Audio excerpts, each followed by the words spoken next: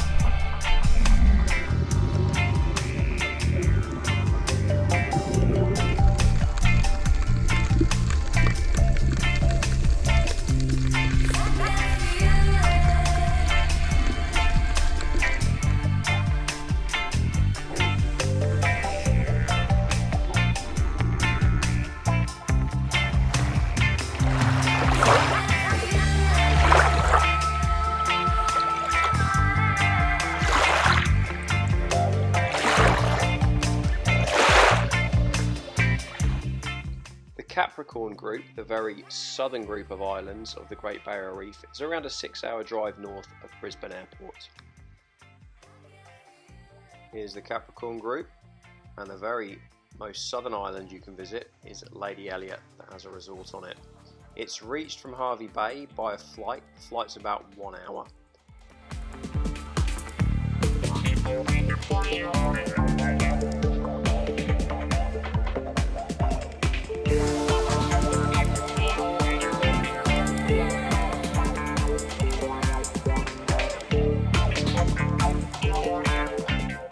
Next island that you can visit is Lady Musgrave. Now most people just go there for the day, although I believe if you get a permit you can camp. There are very limited facilities.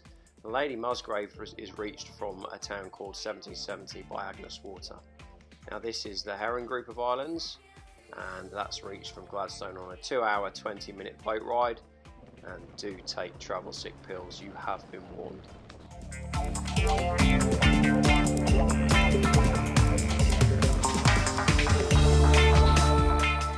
You can make visiting the Capricorn Group part of a larger itinerary. On your way back down south, you can stop at Agnes Water, which has great beaches, great sunsets and great fishing. From there, there's Bundaberg, which is famous for its ginger beer, and then you get down to Hervey Bay and you can take a detour to Kagari, which is the Aboriginal name for Fraser Island. Fraser Island being the largest sand island on the world.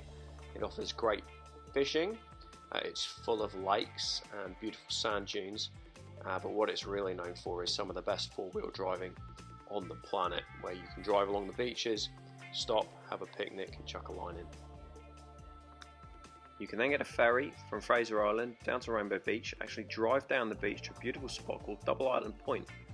From there you can drive further on, you come to a place called Tin Can Bay, which is unique in the world because it's the only place you can hand feed humpback Australian river dolphins. Next, your journey south will take you to the ever popular and trendy Noosa Heads and other attractions on the Sunshine Coast.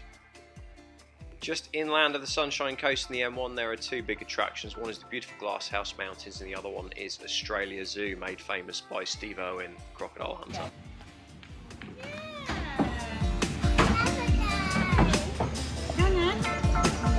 Where are we?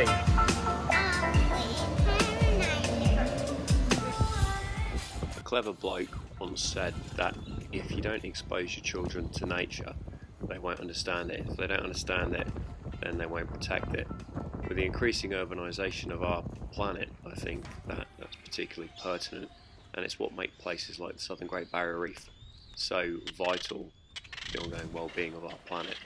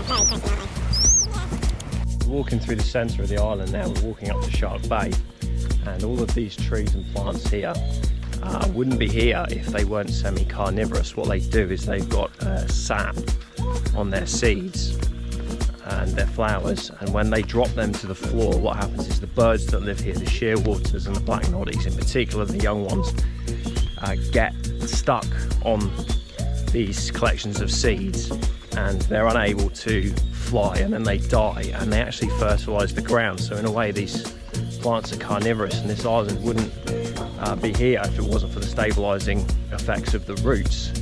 So there's thousands and thousands, I think they said there's 200,000 shearwaters here nesting over their nesting season. So their numbers are very healthy, and a few of them leaving the population don't matter too much, but it's sad to see when it happens, but that's nature. And the other thing we've seen a lot of are these caterpillars. There you go, there's a particular type of moth here that seems very common. So you wouldn't really expect to see a lot of insects on an island on the reef, but there are a few and they seem to thrive. Do you like the moths, mate? Yeah. Do you like the moths? We haven't seen any of these big grasshoppers yet, have we? No, I just saw one. You saw one? Grab it if you see it.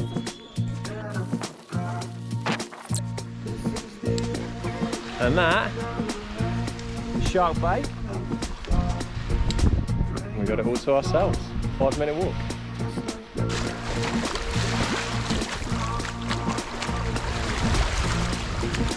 In this spot, my wife and I were in this spot a couple of years ago. The kids were on the beach and they were going mad, and we thought, oh, they're fighting or something like that, or they've hurt themselves.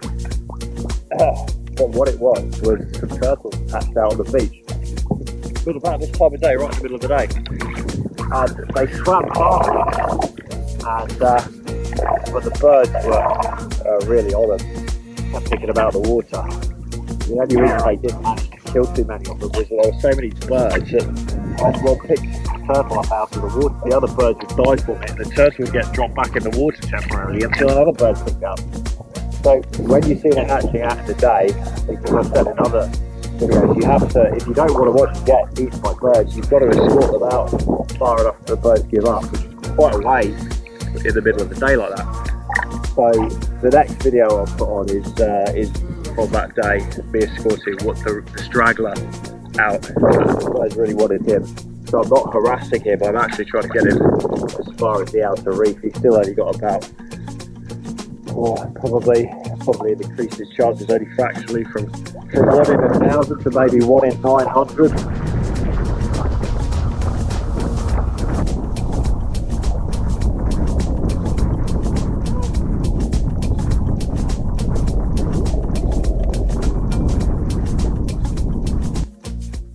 Nothing to see here, just my wife walking a stingray.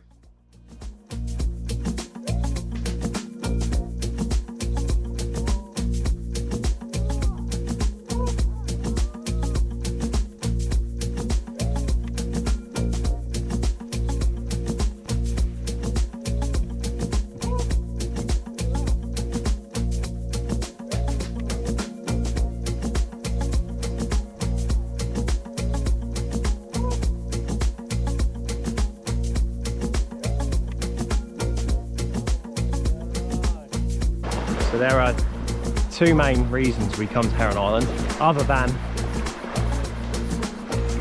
the obvious.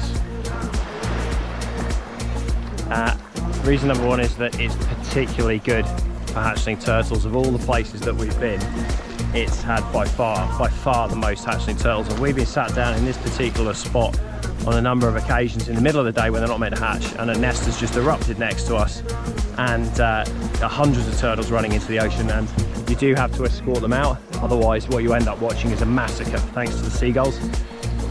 So we jump in the water and we escort them out just to deter the birds. The second reason is that it's one of the few places where a 10-year-old can scuba. So my daughter got her paddy this year, and despite the fact that she's 10 and she's got her paddy, a lot of places won't let them dive till they're 12. Heron Island's great, it lets them dive with a paddy from 10, and obviously she's keen to try that out. In terms of how she found doing her paddy, yeah, my daughter's pretty booky, so Even so, I thought that the online theory part of it was quite involved for a 10-year-old, and I had to sit down with her and we went through it together, and I did mine at the same time. But she does understand the principles. The practical stuff's really good because the dive instructors have to have a special certification to train 10-year-olds. So they've had training so that they can train 10-year-olds in particular, and they're only allowed to have 1 or 2 10-year-olds in the group. I can't remember if it was one-on-one or not, but yeah, so that was really good. So if you've got a 10-year-old who wants to do it, get in there and do it with them. It's great. The old ball and chain.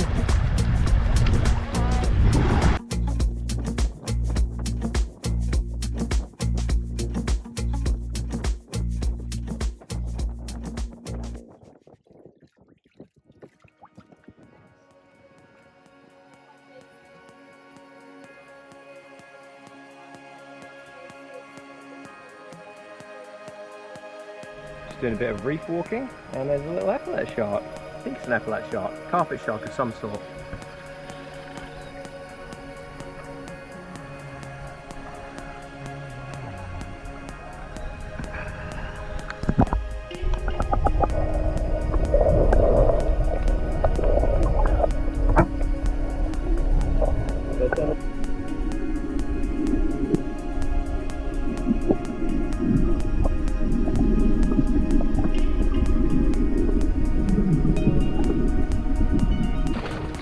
What have you been finding, mate? What have you found? Still just sharks, starfish and sea slugs. Just, eh? Just starfish, sharks and sea slugs. Yeah, I've seen a shovel-nosed shark. I thought there'd be more around here. What have you seen, huh? I see a big bloody rain cloud over there, that's what I see. Look at that. Look at that. It's purple, isn't it? What? Hopefully it just misses us.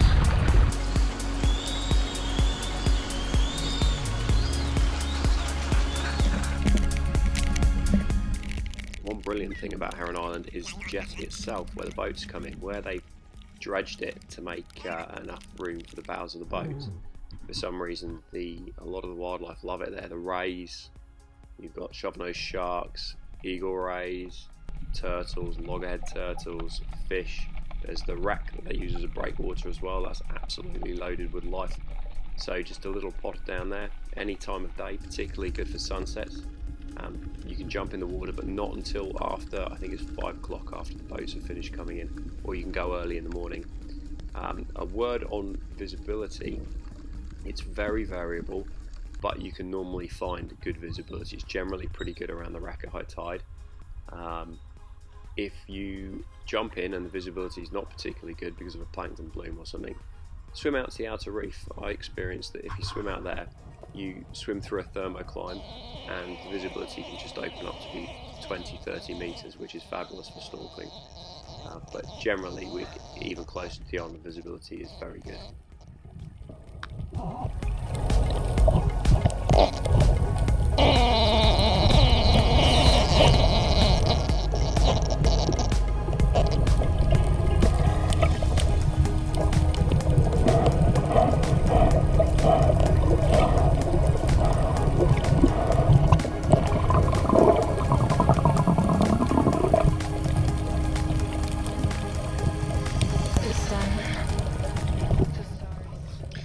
All of the footage that you can see in this entire video was shot on 3 occasions. There's a tiny bit of footage in here from our visit to Lady Elliot Island. That's the one we got the aeroplane to. There's a tiny little bit of footage from our first trip to Heron Island, but the vast majority of this footage is filmed over a 4-day period on Heron Island in 2024. So you can see from the amount of it and its variability how much wildlife there is there, and I would encourage you to spend all day, every day outside, because you just don't know what you're going to see. You can be sat down on the beach, turtles can hatch out, you can be walking along the shore and there can be a feeding frenzy of sharks, or you'll see big turtles in the shallows, you'll see huge shovel-nosed sharks just in a couple of foot of water, even less. And I like that footage you saw earlier on of my wife walking with a stingray. I just came back in from a snorkel and that's what I found. So For the next few minutes, I'll leave you with some of the footage that we got over this past couple of years, like I said, predominantly from our last trip in 2024. And yeah, enjoy the colours, enjoy the music, and then at the end I'll give you my finishing thoughts.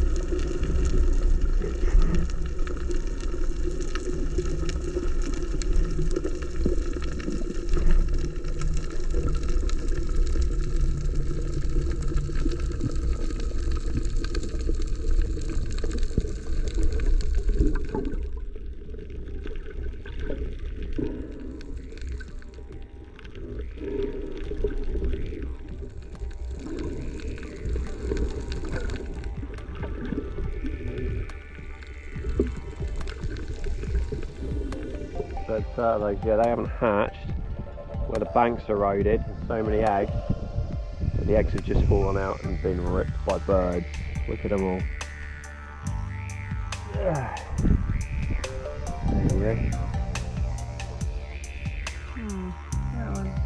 So yeah. Check out this little guy just got dropped from a bird's mouth, a straggler, from a nest that's hatched up there.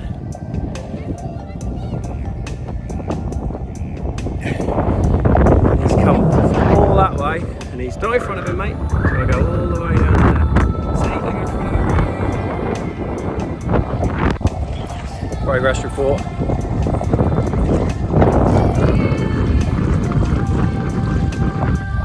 So far, so good. Island's all the way back there. Still a long way to the outer reef. A few birds around, fewer birds out here now, which is good.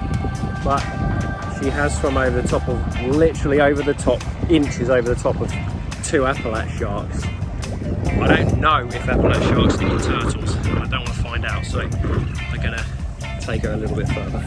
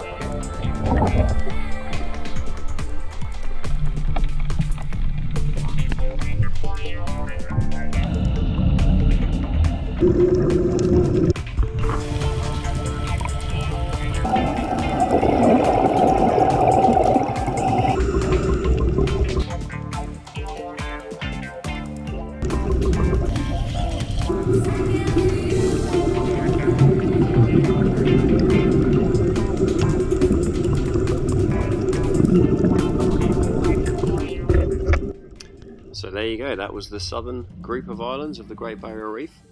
That was a 10-year-old scuba diving. It was a lot of nature, and as a reminder, when you're that far south you are clear of crocs and stingers. So I think the pictures are enough to make you want to go there, but I can tell you that it is as good as it looks. If you like the video, please subscribe, follow my wife on Instagram, it's her thing really, Wolfpack Travels. A little video ditty for it's coming up in a sec, and yeah, we've got lots more planned, so thanks for watching.